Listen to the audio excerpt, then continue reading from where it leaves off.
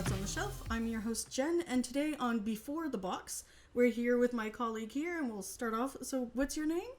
My name is Tim Eisner, And what and games have you published or worked on? I have published March of the Ants, the Grimm Forest, the Grimm Masquerade, Aquacorn Cove. Upcoming titles to be released are Tidal Blades and Wonderland's War. Perfect. So, we'll get straight into the questions. So, what was your first experience in board gaming? My first experience board gaming was growing up as a kid. My family played a lot of games. We played a lot of card games, trick-taking games, playing chess with my dad from a pretty early age, and then like Monopoly and some games like Pente and other things like that. And then Magic cards when I was in my early teens, and then into like Settlers of Catan was the first sort of Euro game that I got into, like many people. That's actually one of the few games I haven't played. Totally. Yeah. These days, people are kind of like, it's not that, but back in the day, it was really good. I still really enjoy the game. A lot of people are like, it's no fun, but it's got a very interactive element in the trading, which I really like in games that are interactive. Awesome. So, before you got into board gaming, did you have a different career? I've had a variety of different occupations since I left college. I spent 2 or 3 years working at improvisational theater, doing improv theater and sort of directing the theater, being the artistic director. And then I got into making jewelry. So I made artisan jewelry, some macrame. I traveled around in South America and learned macrame. And so did that and sold it at the Saturday market here in Portland. And then at the same time I was getting into game design, I was doing game design and then also working as a early childhood educator at a preschool in my in town. So all those were really fun, enjoyable careers, but board games really became my sort of main passion and was able to sustain me. Awesome. So, from for a newcomer coming into the industry, what would be the best advice you would give to them for breaking into the industry? I think breaking into the industry is, and this is really difficult right now, but going to conventions is really important just to meet people face to face, start making connections. And I think there's a really good, we're really sort of supportive, interconnected industry. So the more you can just like volunteer to help people out or volunteer to playtest their game or help out in people's booths and just get to know people, because once you know people, it's a lot easier to be like, oh, you're working on this game, or oh, you have this idea here. Um, so I think that face-to-face is really important. I think online we're able still to do some of that stuff. In Tabletop Simulator, there's some playtest groups and some virtual conventions, some Facebook pages for like game designers and stuff where you can get a lot of good resources. One of the best things about getting into this industry is that it was so supportive and helpful from the beginning that people, I got a lot of good advice and feedback through people online. So it's just good to reach out, and like there's a lot of people on the same journey that are willing to help and share their information and time. And from your experience, is it mostly the connection you made at conventions that helped you out in your career, or was it more towards just building up a repertoire of work as well? Yeah, that was the other important thing that I was thinking about talking about. I think it's both. I think you want to, your time at conventions will probably be better spent, and can be costly to attend. So it's good to have some body of work, or at least a game that's pretty polished that you can show some people and feel confident in sharing. Um, can be really helpful. It can also, if you don't have that game totally together yet, I don't think that should be a reason not to go, or not to try to go start making those connections and meeting and helping other designers along the way. But it is, for me, in my journey, I ran a Kickstarter for my first game, and that, I didn't have to try and meet a bunch of publishers or get my work vetted by other people. I got them vetted by the masses on Kickstarter, but that really helped to then people had played that and they were familiar with my games, and it got my name out there a bit more and sort of led to further connections that I now have with publishers who I still work with today. And from your experience, what's the hardest part about your job? The hardest part about my job is in game design, you usually, the beginning's really fun. It's really exciting. You have new ideas and you're testing it, and then revising it at first is really fun. And then at some point, generally in a design, you reach a tableau where you just sort of are going along, and it's like, okay, it's not quite there yet, so I need to keep sort of grinding on it and refining and making it better. And that's fun, but it takes creative work and design work, but you stay in that place for a long time, I feel like, especially with some of the bigger games I've worked on. And so it's not as fun as the just free form creative process of coming up with a game from scratch, or the first 2 or 3 playtests. Once you get to the 50 or 60 or 70th playtest, it's like, okay, cool, we're playing this again. But when you're playing the game, at that point, it's not as much fun for you, because I'm always thinking of like, okay, what do I need to change here? What do I need to change here? How am I going to like revise this? Even if other players are having fun and I'm engaged, I'm still like always have that second brain that's like looking for problems, so you kind of stay in this like not negative space, but you're analyzing it, trying to find faults with it the whole time. So that part's, it's tricky. And then you get done with the game and publish it, and it's like, oh, now I could really enjoy it and just have fun because it's out there. And then you're like, oh, new project, I got to go on to the next thing. So you don't get as much time to just really enjoy the project, the game when it's finished. So, at the end of the day, which was one of your favorite moments from your career so far? Favorite moments from my career? That's a great question. I think one of the favorite moments was, I believe it was at, I can't remember if it was Gen Con or PAX Unplugged, but just meeting a family that had really enjoyed my board game, the Grimm Forest, and it was the mom and dad and their daughter, and they all just really loved the game and were really excited. And so I signed their copy of the game, and they were just really excited to meet me. And it was just very flattering, and also really cool to see the connection that they had with the game, and that it created these moments for them. I think as a game designer, it's really, really fun and a really awesome, job to be creating these experiences that people take and play and build memories with. But part of what happens in this sort of digital world, or, you're never really going to see all the people who are interacting with your game and playing it. So often, I'll see people's comments online or reviews, or people saying, oh, I love this game, but you don't really often get that genuine personal connection where somebody's like, I love that game, that's one of my favorites, I had so much fun playing it. So that was really fun. On the same tip, actually, I was lucky enough to travel to Colombia in South America last year, and when I was going there, I was like, oh, I'm gonna look up some board game cafes or see if there's some game stores to visit, just to check out and see what they have. And by chance, I looked at one, and they had their menu online, which was this cool like meeple shaped book, and on it they had a milkshake that was named the Grimm Forest.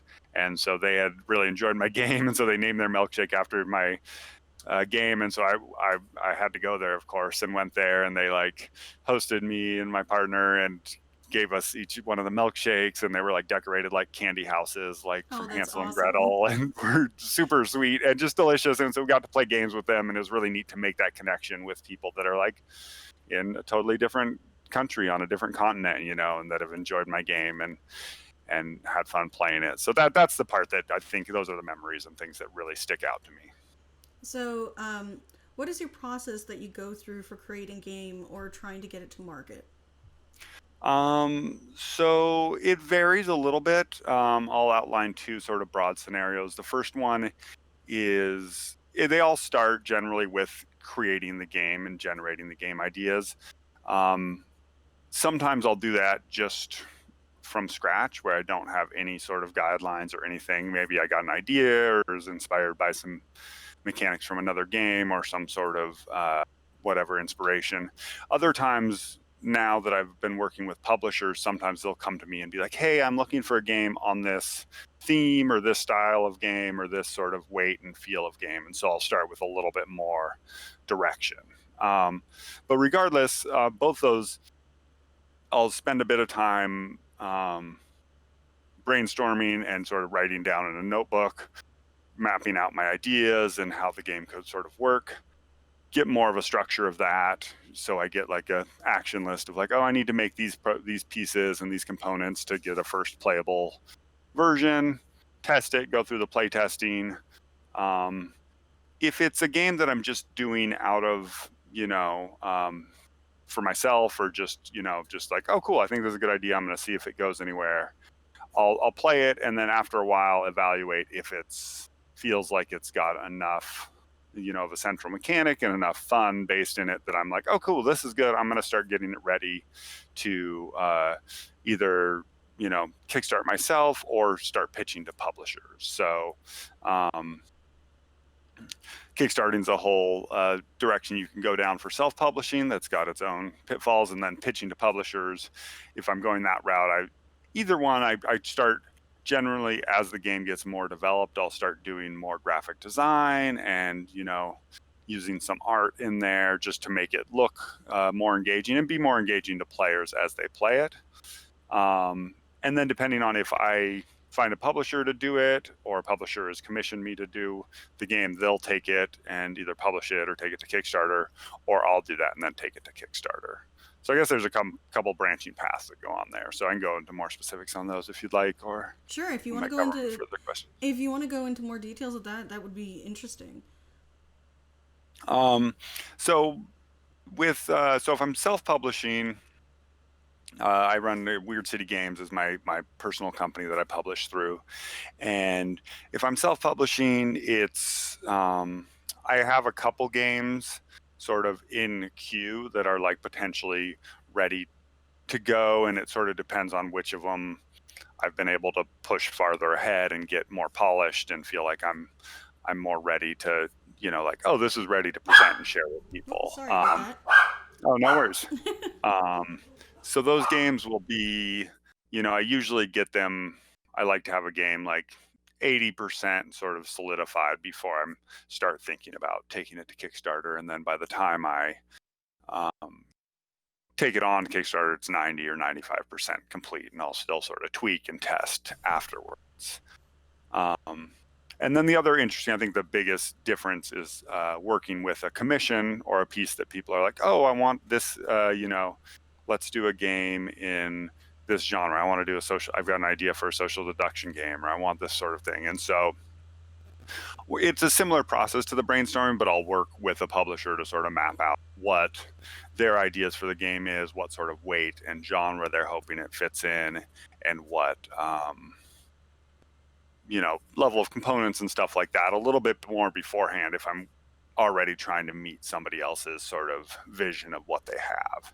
And then in the testing process, it just involves including them a lot more. Like every month or couple weeks, we'll have a check-in and either play the game if we're at the same convention, or, I send them an updated prototype or something. So there's a little bit more back and forth there. Understandable. So is there anything in particular on one of the projects you've worked on that you would do differently? Yeah, that's a great question. I don't know if there's anything that I totally do differently. I've definitely received feedback from players and from people on games that they've, that are out there. And I think one of the things that the players have given feedback is on Grimm Forest. They want the monsters. There's beautifully sculpted miniatures, and there's monsters as well, like a big dragon and giant, and they want those to be more impactful on the game and stick around. You put them out on those spaces, but they don't serve that high of a purpose for the size and quality of the sculpture that they are. So people often are like, oh, I wish they did more. So, if I could go back in time and do that, I would be like, okay, I'm going to design a way that they stay around on the board longer, have more of a lasting impact. I think their function in the game is really well. So that was just sort of something that in the production, it ended up being different than I had originally envisioned. And so based on that, I would want to change some mechanics, but that hopefully I can address in an expansion or in some other way down the road. Yeah, I was just thinking an expansion would be great. I actually have most of the things that you've worked on. Mm. I own, and the miniatures in that game are so adorable. And I'm just waiting for primer to come in at my local store so I can paint some more. Oh, Because awesome. Yeah, because yeah, that's yeah. what I I've was doing for like the last 2 months when everything shut down. Is I've just been totally painting miniatures. awesome. Awesome. Yeah, it's a good way, definitely. Can you take us through a day in your career right now? Yeah, I can try. One thing that I love about this career is it is pretty varied. There's not, sort of a standard schedule or standard structure that I'm going through. Um, it, I'll have some days where I'm doing more like admin of like communicating with publishers and doing some managing of my own uh, business of sending emails and communicating with manufacturers or distributors. There's other days where I'll just be like, okay, I'm playtesting all day. I'm going to just get 2 or 3 repetitions of a game done. So it's got quite a bit of variety in the day. So, but if I was to break it into like what I do over a week and just said that each of those occurred in a day, and if hypothetically it was a day, it'd be like, okay, I wake up, spend a hour or two doing emails and communicating with my partners, either manufacturers or publishers. Then I'll spend about 2 or 3 hours playtesting, um, either with my brother or a local game group. And then I'll spend some time prototyping, like half an hour to an hour, either updating some digital files for a prototype or actually printing and cutting the pieces for updated prototype, which is one of my favorite parts. I love that there's some hands-on aspect of it as well. Is nice. Sometimes it gets old if you're doing a whole bunch of prototyping all at once, but Yeah, just before and convention season. just before, it's always before conventions. It never fails. I've been doing this for like 6 or 7 years now, and it's like I'm always like paper cutter working it like the night before up into being like, okay, already, okay, I got all these prepped. And so it's a fun mad dash. But I'm like, I know it always takes a long time, so I should give myself more time. um so, and then I'll usually try to uh take notes, throughout the day, since I have so many different multiple projects going on and different things that I'm doing. I'll really try and take notes of like playtesting while I'm playtesting, so I remember the feedback I got or ideas I had. And then if I have other game ideas, I have a list of those that I sort of keep updating, and that helps me kind of stay on point with what I'm doing. So, when you do playtesting, does a lot of the game, like the core concept of the game, change through playtesting? Or does the core concept tend to stay the same and there's just small adjustments due to feedback or mechanics that people either complain about or say that maybe you can work them a different way? Yeah, it varies. I think in general, for the games that I have made all the way to completion, the core concept has stayed mostly the same. Um, and that's something that I really have learned and I'm trying to do more of, is isolate and I identify the core mechanics and like what's really fun about the game early on, and then be able to build around that and keep that as a central structure. So one thing I do when I design games is I come up with a few sort of guiding principles or design goals that are like, okay, I want it to play, in under an hour. I want it to have a quick time. I want it to be playable by families, and I use those sort of as the guiding principles that help me like not be like, oh, let's add these other card deck and let's add this other mechanic and let's add this other thing, because you'll often want to add a lot of different stuff to a game. It's a really easy way to kind of fix the problem. You're like, well, this is happening, what if we add this other thing? And it kind of just distracts from it and doesn't necessarily fix it. So I think early on in the first few playtests, I'll often, usually I'll come to a game with 2 or 3 sort of major mechanics that I'm really excited about. And then I'll often have some mechanics on the periphery that I'm like, oh, there's going to be combat, but let's just use a risk style combat. We'll just roll dice, and whoever rolls a higher dice, there'll be some forces lost, or, you know, But I'll know that I'm going to revise that and come back to that, or that's not the central part of the game. So I'm usually testing 2 or 3 things, and usually like 1 or 2 of those will change, but they won't. More, it's balance of different cards, or sometimes I will get to a place and people will be like, these cards are cool, but they kind of just distract from everything else. Do we really need them? And I'll be like, oh, no, I mean, I guess we don't necessarily need those cards. Like, maybe we can get rid of that.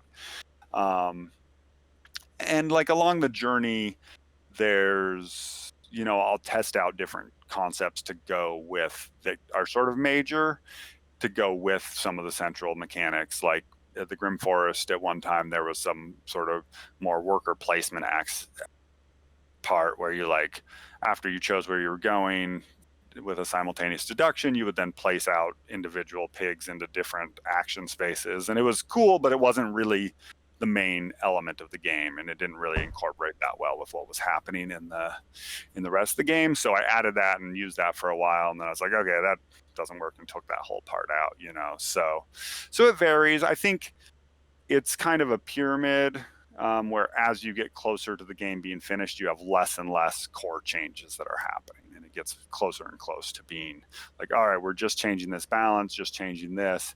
Occasionally a big rule will come that'll be like, oh, let's do this, or sometimes there's a rule we talk about early on but don't test, and then we're like, oh, we really still need something for this, and we'll bring that in. So it's pretty open. I think I try not to do huge changes last minute, because you want to make sure they're really well tested before, and not just be like, okay, cool, we're gonna add this thing, and then hopefully it works. So yeah. So on average, how long does it take an idea for a game going from the core concept to actually making it to the box and getting published? That's a great question. I would say on average it is like 2.5 years. And I think if it's the idea is really solid and just sails straight through, I have done it in like 2 years, but that's kind of the minimum for how quickly I've published something. Usually I'll take at least a year to playtest and refine and work the game, and then publishing will usually take about a year as well, from getting the final files to them, either running a Kickstarter, or I run a Kickstarter, and getting it out there. I guess that's 2 years with the Kickstarter. I think I had one game, Aquacorn Cove, that was just one of the games that went direct to retail, and that was slightly quicker. That was which is also beautifully done. Oh yeah, one of my favorite things about my job is I've just had amazing opportunities to work with fantastic artists. So that's one thing I love about modern board games, is just all the wonderful art that's in there, and I've just been really lucky to work with well, I'm a artists. huge fan of that particular artist. I actually have I think 2 of her books, and both of her current games that are out. So Tea Dragon Society and Aquacorn Cove. Oh, awesome. Yeah. She's great. And I love her style and the messages and everything about the books. And so that was really fun to work on. So that one I think took closer to maybe 18 months to come out. But in general, if you're doing a Kickstarter, there's an added, time to ramp up for that. And then do post Kickstarter, incorporating, stretch goals, which are planned out beforehand, but often need some refinement and extra testing. So I'd say 2 to 3 years. And, depending on games, sometimes they'll take longer to get made too. So it's a long time. And that's one thing that's a little bit tricky in game design, is having such a long time between doing a bunch of the work front and then waiting so long to sort of see the results, like I think there's games that I've designed, and then like by the time they finally come out, I'm like, oh, I've learned a lot in game design that I might do differently in these games, or I might have, or like, oh, that's interesting to go back and play again. So I think people getting into it, it's definitely important to know that it takes a while, and it's not like, cool, I got this idea, I'm going to get it and let's go. Maybe if it's a simple card game and you either self-publish it and make it right away, or find a publisher who's really ready to jump on it. But usually getting the art and all the assets and everything is, and manufacturing is its own process. Mm-hmm. So, what's more important for you, story or mechanics for your games? Whew, yeah, this is the perennial question. I think for me,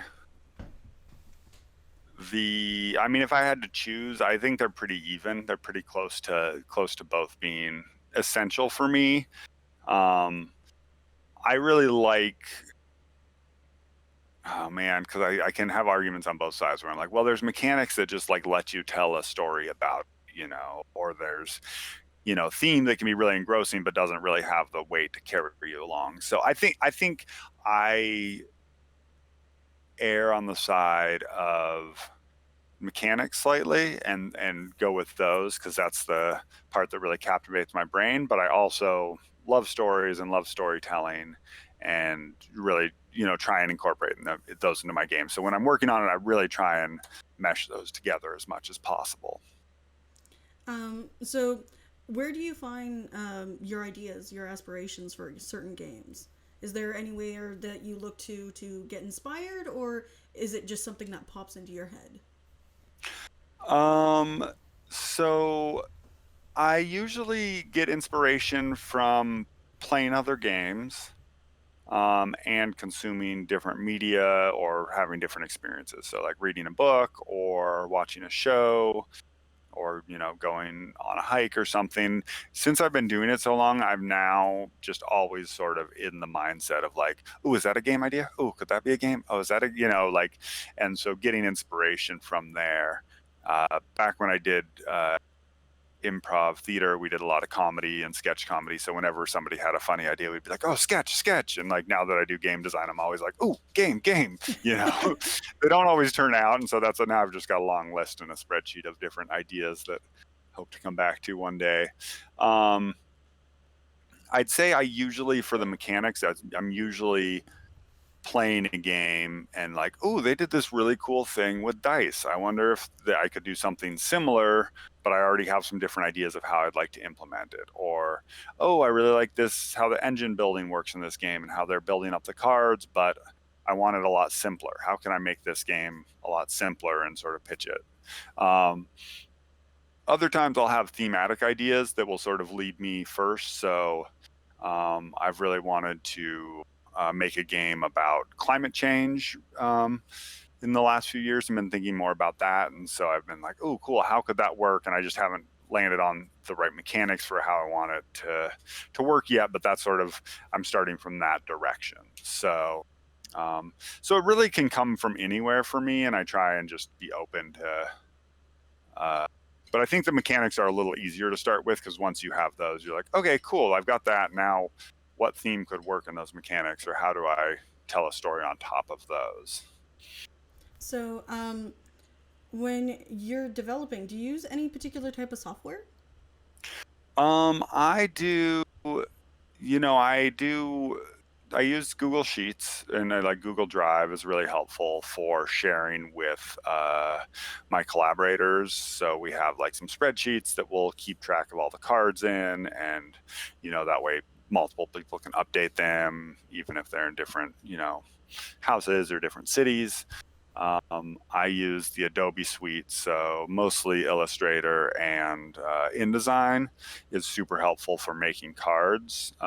It's a bit of a learning curve, but once you get it, there's some process called data merge that lets you export a bunch of information from a spreadsheet and just build a bunch of cards all at once. So you can just have the spreadsheet have the card name and text and sort of ability numbers and even images you can link in there, and you can just have it export all those at once. So my brother Ben is a tech, sort of more of the tech wizard, and so he's set up and built these processes that then I'm like, oh, this is awesome, because I can, instead of like individually manipulating like 50 cards, I can just go through the spreadsheet, and if I need to update it, be like, oh, this is going to change to 3, this changes to a 5, oh, let's drop a new image in there, and it's a lot easier just to like revamp everything. Other than that, I can't really think of, I nowadays, and in the past a bit, but much more now, Tabletop Simulator and Tabletopia have been really important tools. I think Tabletop Simulator is a little bit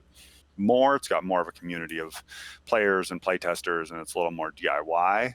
And I think easier to build. I don't usually haven't built my own games on there, but it's a really useful tool to do remote playtesting and just build a copy of your game in 3D. And it's nice because you can do it without actually having to pay to have your game printed. You can get an idea of what it'll look like and, do the updates and edits pretty quickly. I actually didn't know that Tabletop Simulator originally was made just to flip the table. I got told about that probably about 2-3 weeks ago when we started our digital playground series. So I was like, well, I guess now I have to flip the table at the end of every episode. Right. Oh man, that's hilarious. I didn't know that it was made for that specific which makes sense because I was actually running a game of Wonderland's War on there recently, and like we just set up and I accidentally flipped the table. Like I was trying to set something else and it was like, oh no, now we're like through the first round and I just flipped the table. Luckily we were able to go back and like get the saved version, but I was like, why do they have that on the top menu just like easily accessible? It seems like it should be. Yeah, but exactly. It's pretty fun. Yeah. When you're developing a game, what do you find is your biggest challenge? I think the biggest challenge is knowing what edits to make and what things to sort of keep or add to a game. And this is why it really helps to identify that central mechanic as quickly as possible and really get that strong and focused, because once you have that, it's easier to know what fits well with it, and it's really a sort of guiding light. But there's often I'll be like, oh, I want to add this thing, or I want to, oh, this mechanic is here from the beginning, and then people are like, I don't know if it's working. And I'm like, well, is that essential to the game or not? And so there's the double-edged sword of game design, and the thing that one of the coolest things about it is it's sort of an open map. You can go anywhere. There's not any real set structure. You can add a bunch of things and take it this way. It can go this other way, and but that's also a little bit perilous if you lose focus, and you can be, like I've had designs where I start and then I'm like, oh, this is cool, but it's not quite working, and do a big change, and I'm like, oh, this is cool, it's not working, and change, and I'm like, what is this game anymore? I don't even know what was my initial goals, or what was I trying to do? Like, I answered some of those questions, but it's not as fun as this original version. So I think that's part of the hard thing too, is you just can't really go back. You can, but it's hard, like once you've spent a lot of time updating a prototype and making changes, to be like, oh, that didn't work, let's just revert to the previous version. I think in digital games, or like, I mean, there's a lot of work to go into making video games, but I think one nice thing that you could do there is you can make a mod and then really easily be like, okay, cool, that's not working, let's just revert back to the previous version. Mm-hmm. And I think that's possible in board games, but being sort of freelance and small publisher, I don't really have a big enough team to be like, hey, you guys test this version, y'all test this version, and let me know if it works. If not, we'll just go with the previous version and go in this direction. So I will test things and like smaller rules and be like, okay, that doesn't work, let's cut that. And I learned something from testing it and go in a different direction. But it's harder to do whole scale changes and then be like, oh, cool, let's walk all that back and like get back to the original point where we were. So it takes a lot of awareness. So just the revision process is tough. So how do you feel about Kickstarter and how it's changed things for designers and indie publishers? Well, I love it. I'm 100% fan. I mean, not of Kickstarter itself. I think there's some things they can improve. But I think it's been, for me personally, it's been really great. It was my avenue into the board game design world and industry.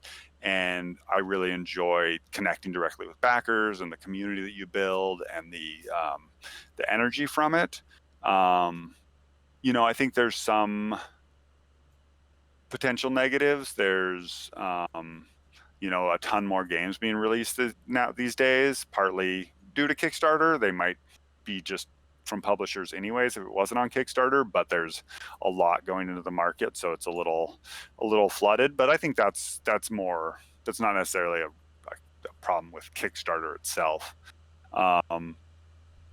So I think in general it's a good thing, and it's great just to have more people have a voice and have a chance to get their games out there, and there's less gatekeepers and obstacles potentially to getting your games out there. So I think in general it's a really good thing, and like generally it's like the more designers we have, the more people who are putting out designs and sharing their work and working on stuff, the more different games we're going to have, and we'll be able to evolve game design quicker. So yeah, I'm into it. So, as a designer, when bringing a game to a publisher, you've got the unique input of being a self-publisher and working with publishers. Do you Hmm. find that the product that you bring to a publisher gets changed a lot from the final product? Or is there a 50-50 negotiation space?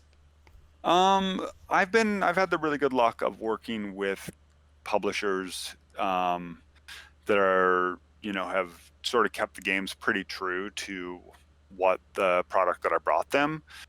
Generally, they'll take it and revise it a bit and improve on some things, add some things in. But I haven't had any publishers who've been like, okay, this is cool, but we want to change the theme, or this is cool, but we want to we really need to do this all differently. We're going to just keep part of your game and throw the rest away. Um, so that's been really positive, I think. I've heard other stories of it. People are often like, don't do art or don't be attached to your theme. And I think that can happen, but maybe because I've brought games that are a little more fleshed out, or I've already pushed them quite far along, that people are like, oh, cool, we're excited about this whole package rather than we just like the mechanics of the game. So, um, I think it's something to be aware of, and you should, be open to that if you're pitching to a publisher, because they're going to take the financial risk and the work to get it out there. So they have to, you have to trust them to know their own brand. But I think there's usually some negotiation space there. And I think a good publisher will want to involve the designer as much as possible and keep them excited and happy about the product. And that will be, making sure their voice is heard and that they have a seat at the table with those final decisions. And do you have any advice for new people in the industry, especially designers? I think for new designers, a couple pieces of advice I have are to find some partners, some design partners, or like a design group that you can at least meet with other designers frequently to help support each other's ideas. It's really, difficult. Like I was talking about, that like revision space is really hard to know where to go. And so having some trusted collaborators or people who are also intimately familiar with your work can really help you keep the ball rolling and move it along. So that really helped with my first game, March of the Ants. My good friend Ryan Swisher was the co-designer on that, and so having him on board really kept it moving and kept, made the game a lot better and just made sure it got made. Couple other things I like to do are set deadlines. There's until you get established in the industry, you're not going to have many deadlines, and then you'll have a bunch, hopefully, if you get rolling. But they're really important to get things made and to keep yourself accountable and keep things happening. So for me, that took the shape of setting up local like playtest nights where I'm like, oh, hey, I'm gonna have people over to playtest this game next Wednesday, and it's like, okay, I got to make a new version by Wednesday because I want to like make people's time useful. So trying to set that up, once a week or every 2 weeks or whatever works for you is a good deadline. And then bigger deadlines of submitting to some like game design contests can be really cool. Some conventions run those, and so that can be like, oh, I really want to make a more polished version in like a month or 2 months. So you give yourself a couple staggered deadlines. I really like making lists and just being like sort of action plans of like, okay, here's the game idea. What do I need to make this game happen? And then break that down into smaller components. So it's not just like, oh, I have all that stuff to do for this game. Okay, I'll do that someday. It's like, okay, cool. Today I need to make 10 cards. Let's make those 10 cards. And then I think sort of getting into the industry, like I talked about before, just meeting people, going out there, offering to help other people for free and being helpful and collaborative in that way is really, really useful. So, one of my final questions actually is, out of all of the designs or things you've worked on, what's the ratio of what's actually made it to final product versus to what's actually still sitting on the shelf waiting to be made? Right. Great question. I think I am. It's hard to remember all the games that have come before and fallen on the shelf. I think I'm probably at like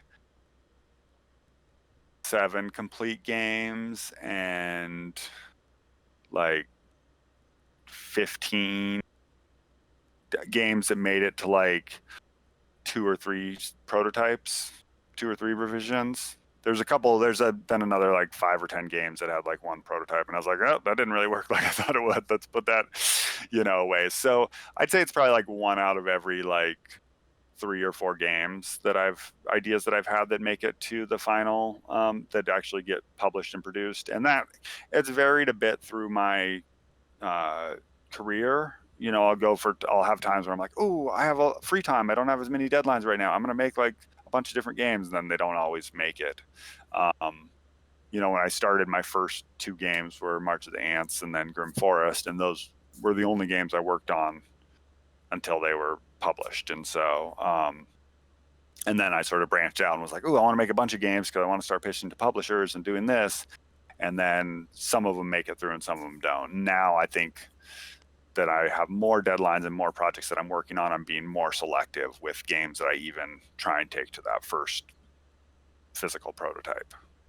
So I know right now you've got a campaign currently on Kickstarter. Would you like to discuss that? Yeah, Give definitely. us some feedback. What's it about? Yeah, the game is called Canopy. It's a drafting and tableau building game for 2 players, and each player is growing a rainforest. So you're collecting different animals and plants and trees and growing up your trees in the rainforest. And it's got a pretty cool drafting mechanism where there's 3 piles of cards face down. And on your turn, you'll look at a pile, and you can either keep that pile and add it to your tableau, or you can put it back and then you add a card to it, and you get a look at the next pile. So if you pass up on a pile, you're putting something else in there, which potentially is going to give your opponent a better pile. So you got to evaluate, ooh, how important is this for me, or do I want to look at the second pile? So it's got a nice push your luck element to the drafting, and then there's some set collection and animals that have different special powers. It's illustrated by Vincent Dutrait, who's done a fantastic board game artist.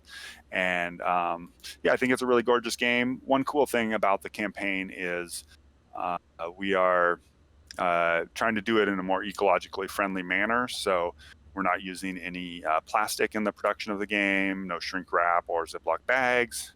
And we're using like forest certified wood for the deluxe package, and we're also planting a tree for each game that we sell. So just trying to incorporate a little bit more ecologically friendly ethos into the game design and publishing of it, which is important to me as a person. And being in the industry, I want to try and help push in that direction as much as I can and is feasible. So the campaign just started yesterday on Tuesday.